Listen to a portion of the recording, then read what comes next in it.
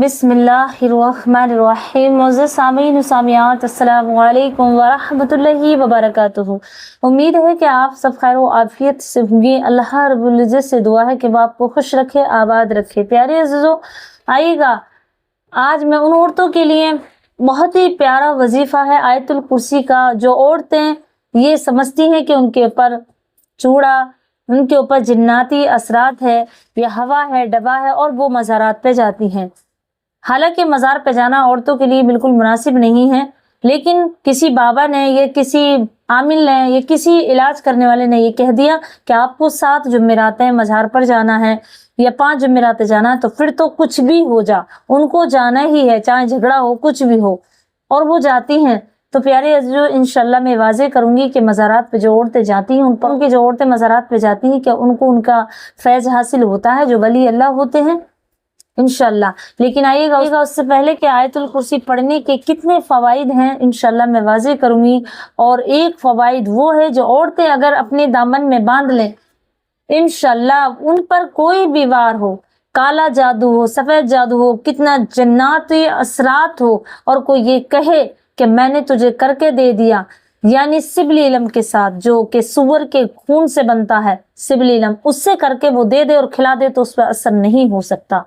लेकिन कौन है वो शख्स, वो औरतें, वो मर्द, पर ये असर नहीं करेगा। प्यारे अज़ीज़ों, आइएगा प्यारे अज़ीज़ों, पहले मैं इंशाल्लाह आपको बताऊं कि आयतुल कुर्सी पढ़ने के कितने फ़वाइद हैं। और कुरान मजीद में सबसे बड़ी जो आयत करीमा है वो आयतुल कुर्सी है। अल्लाह के रसूल सल्लल्लाहु अलैहि वसल्लम इरशाद फरमाते हैं कि जो शख्स हर नमाज के बाद आयतुल कुर्सी पढ़ेगा तो अल्लाह तबारक व तआला उसके लिए जन्नत के 8 दरवाजे खोल देगा, मरने के फौरन ही बाद।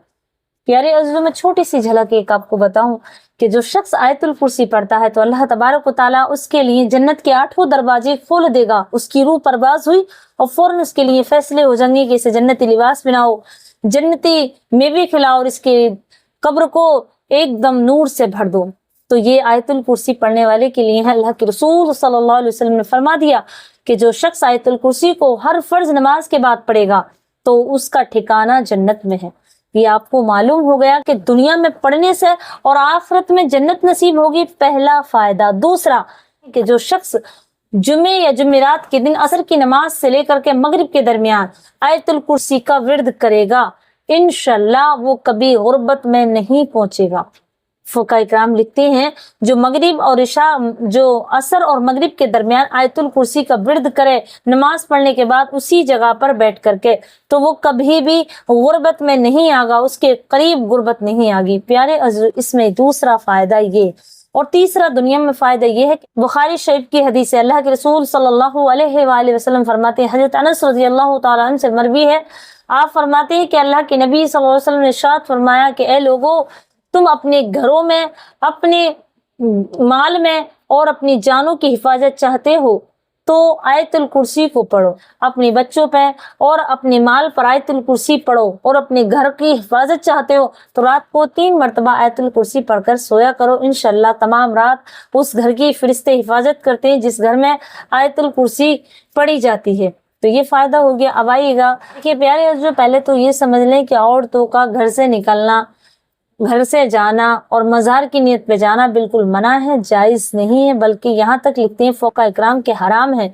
हराम क्यों है? क्योंकि औरतें जो जाती हैं ना तो बेअदबी करती हैं, फिर फौरन अपना सर और माथा तमाम टेक देती हैं और रो रो के उनसे फरियाद करती हैं। बेशक फरियाद करें, अल्लाह के बुजुर्गों के, अल्लाह के वलियों के मज़ारात पे जाना कोई मना नहीं, कोई शिर्क नहीं। लेकिन औरतें जो जाती हैं तो उनकी बेअदबी इस तरह होती है कि पहली बेअदबी तो ये होती है कि जब औरतें जाती हैं तो एक औरत को देख करके दूसरी और तैयार होगी, फिर 2 जाएंगी, फिर 3, फिर 4, इसी तरीके से अल्लाह के जो वली हैं उनके मज़ारात पर औरतों का झुमूट लगेगा। फिर उसके उन्हें देख करके तमाम गैर महरूम भी वहाँ आएंगे, तमाम मर्द भी वहाँ आएंगे।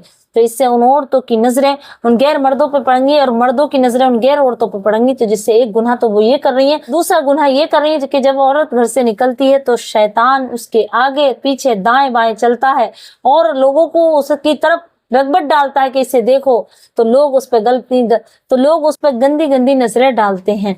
और शैतान का तो यही काम है कि जब औरत घर से निकले तो उसे चारों तरफ से घेर लिया जाए ताकि वो गंदे ख्यालात में और مذہب اسلام میں جو کام نہیں ہے اور وہ کر بیٹھے. اس لیے عورتوں کو چاہیے کہ وہ ہمیشہ پردے سے رہے، گھر میں رہے. تحفظ میں رہتی ہے عورت جب وہ گھر میں رہتی ہے. تو پیارے عزیزو، ناجائز اور حرام اس لیے کہا ہے کیونکہ اگر عورت ولی اللہ سے عقیدت رکھتی ہے، محبت رکھتی ہے، تو وہ گھر پر بھی رکھ سکتی ہے. اور وہ کس طرح؟ اس طرح کہ آپ اپنے گھر میں بیٹھے، عورتیں اپنے گھر میں رہیں، اور اس دن جمعرات کا دن ہو تو جمعرات کے دن جس سے وہ عقیدت زیادہ رکھتی ہو، جیسے خواجہ پاک، خواجہ صاحب، غوث پاک، مدار صاحب، جتنے بھی بڑے بڑے ولی ہیں، اللہ کے ولی ہیں، چھوٹے اور بڑے سب ایک ہی برابر ہوتے ہیں، اپنے اپنے مرتبے پہ پہنچے ہوتے ہیں.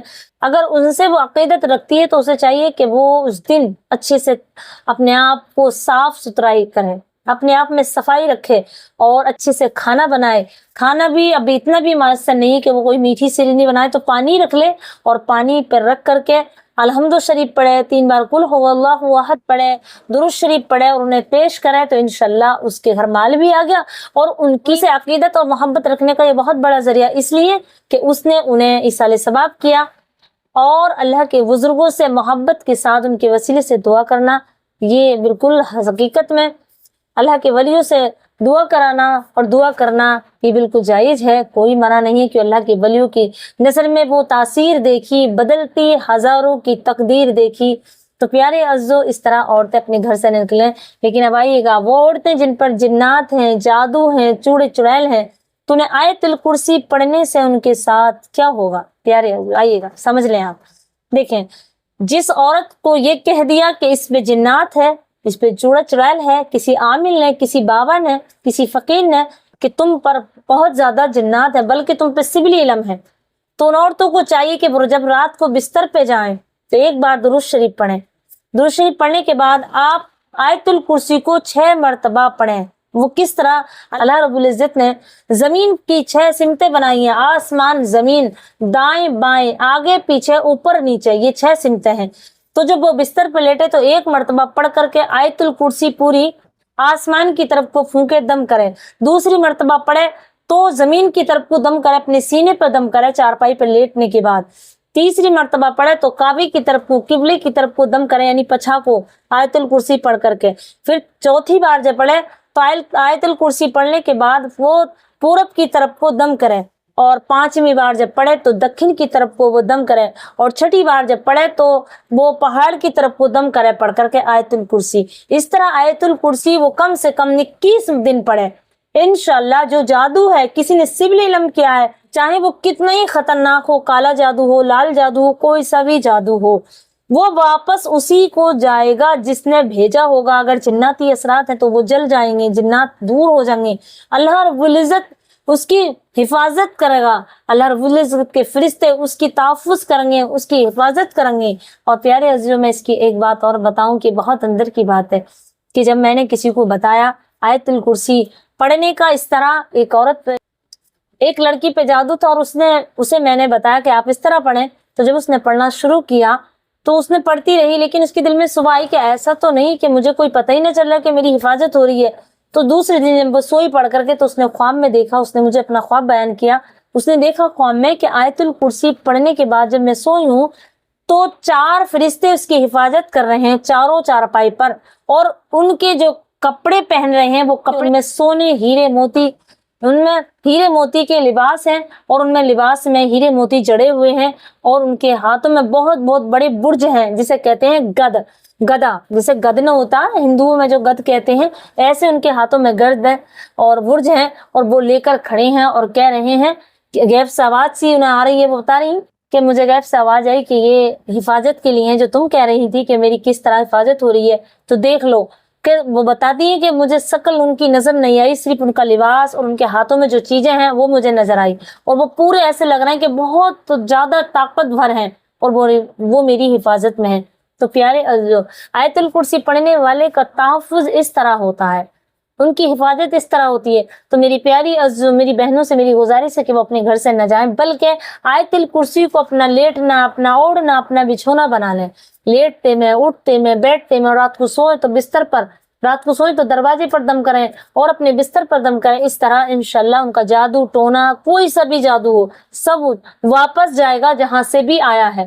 پیارے عزیزو، امید کرتی ہوں کہ آپ کو یہ سمجھ آیا ہو تو آیت الکرسی پڑھنے والا جادو ٹونے کا کوئی اثر نہیں ہوگا، اور یہ عمل لکھا ہوا ہے انوار شریعت کے اندر، ایک بہت بڑی کتاب ہے، اس میں یہ عمل ہے، اور یہ لکھا ہے حضرت خواجہ معین الدین چشتی رضی اللہ تعالی عنہ، جو آپ فرماتے ہیں کہ آیت الکرسی نے آپ کو اتنا بڑا اعزاز دیا کہ آپ کے اوپر جو جوگی جیپال ہے جادو سے پتھر بھیجا تو آپ نے آیت الکرسی پڑھی تھی۔ تو پیارے عزیزی، ان کا بتایا وظیفہ ہے، آپ اپنے گھر میں اپنی بچوں سے، اپنی بیوی سے، اپنی بہن سے، جس پہ بھی کوئی جادو ہو یہ کریں، مزارات پہ نہ جائیں، کسی بابا کے پاس نہ جائیں، قرآن میں ہی خود اس کا بالکل عمل ہے۔ امید رکھتی ہوں کہ آپ کو یہ تمام ویڈیو سمجھ آئے گا، تو مجھے اپنی دعا میں ضرور یاد رکھیں۔ السلام علیکم ورحمۃ اللہ وبرکاتہ۔